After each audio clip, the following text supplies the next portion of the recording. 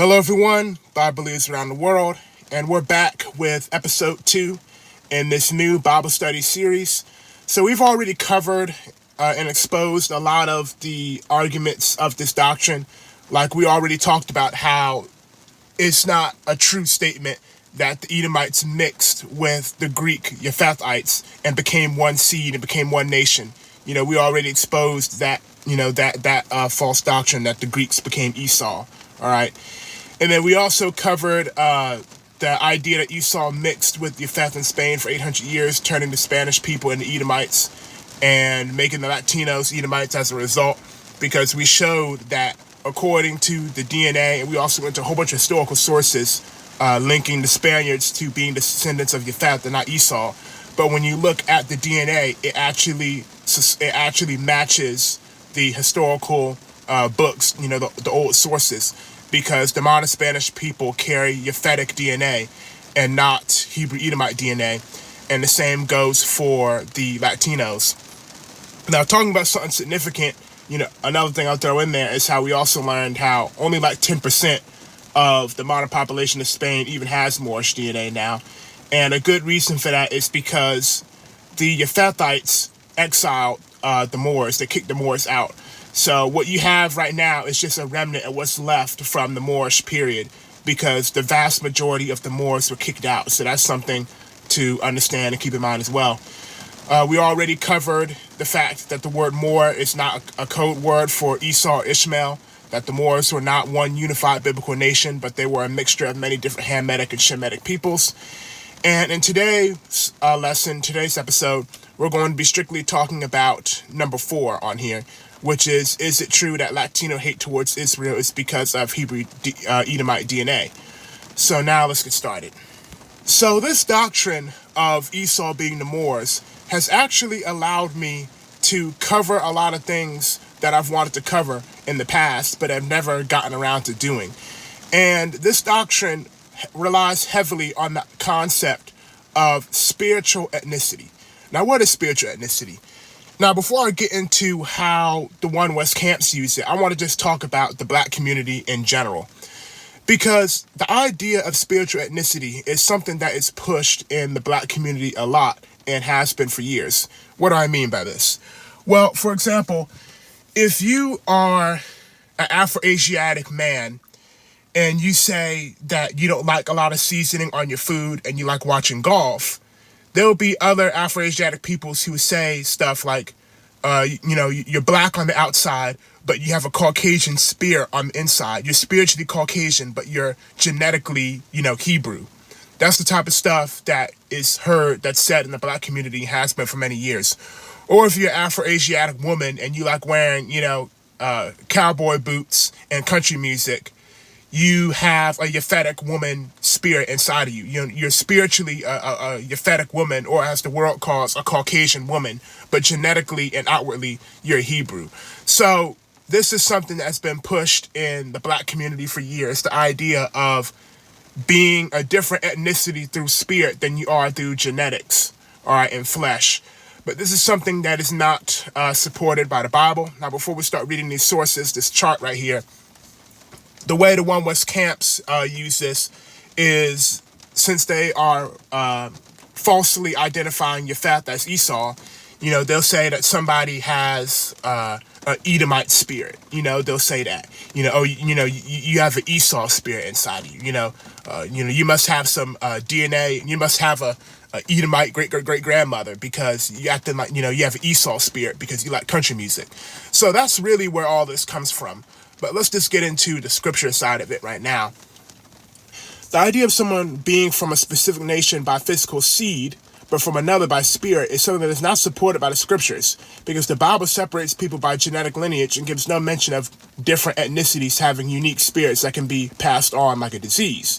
This doctrine is usually used in regards to the Hebrew Edomites, teaching that Esau's ancient anger, jealousy, and hatred towards his brother, Jacob, are spiritually embedded in the DNA of his descendants. However, there's many flaws in this belief. Okay, so we're going to really learn right here. So, of course, Esau is not the father of the Eurocentric peoples.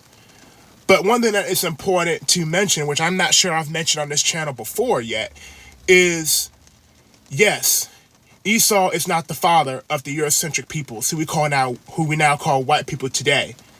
But even though that's the case, Esau himself, the real Edomites, are not all bad people. You see, we're under this false impression that there was no good Edomites in the scripture, and that Esau has this that the Edomites have this wicked thing that's engraved in their DNA, and that there's such thing as an Edomite spirit, and everybody with Edomite DNA is evil. So let's read this. Excuse me. 1. Every Hebrew Edomite didn't hate Jacob or practice wickedness, because the Messiah had Edomite followers. That's true, as seen in Mark 3, 7, and 8. Also, Job was Edomite, and Yahuwah called him a perfect and upright man in Job chapter 1 and verse 8. We also need to consider Deuteronomy chapter 23, because if the Edomites had a bloodline spirit that meant guaranteed hate and wickedness, Yah wouldn't allow them to be a part of the congregation of Israel. Boom. Okay, so it's a myth to say that every Edomite was inherently evil and that they had a spirit where it was just a perpetual spirit of hate, evil, and wickedness, because the Messiah, Yahusha, had Edomite followers. Yah said that Job was a perfect and upright man, and he was Esau, descendant of Edom, all right? And Yahuwah made it clear that the Hebrew Edomites are not exempt from being allowed to, be grafted in among the children of Israel. So if they had a genetic code that tied them to being a genetic spirit that was embedded in their DNA that always caused them to always be hateful towards the Israelites and be not capable of righteousness, Yah wouldn't have let them in. So when you try and say that a son or daughter of Japheth has Edomite ancestry, and that's why they're racist, that makes no sense, as we're about to see that Japheth, who is the real so-called white man, that's who he really is, has had his own independent hatred for us for centuries without Esau's help. And getting back to the every Edomite not being a bad person thing, Edomite ancestry does not mean that you're a good person. Just like having Israelite ancestry, Edomite ancestry does not mean that you are a bad person. Just like having Israelite ancestry does not mean that you're a good person, because King Saul was a wicked, horrible dude, but yet Job was an Edomite and was a good man. So we have two Hebraic nations of people here, two Afro-Asiatic peoples. The Edomites historically have been evil, but they're Afro-Asiatic, they're not white, just like Israel isn't white. And Israel has historically been the righteous Afro-Asiatic people, but there's been wicked people from Israel, and there's also been righteous people from Edom. So if you find out that a Korean person moved to Arabia and intermarried with the Edomite woman, and their son turns out to be just an evil drunk and a wife beater, that's not because the spirit of Esau passed into their son and made him wicked. He's just wicked. Everyone's held accountable for their own sin, because there's no such thing as the Esau spirit. Because if there was, Mark chapter 3, verse 7 and 8 wouldn't be a thing. Job wouldn't have been a thing. And the law allowing Edomites wouldn't have been a thing. But now let's get into Japheth, so-called white man's hatred for us and how it's not tied to Esau. 2.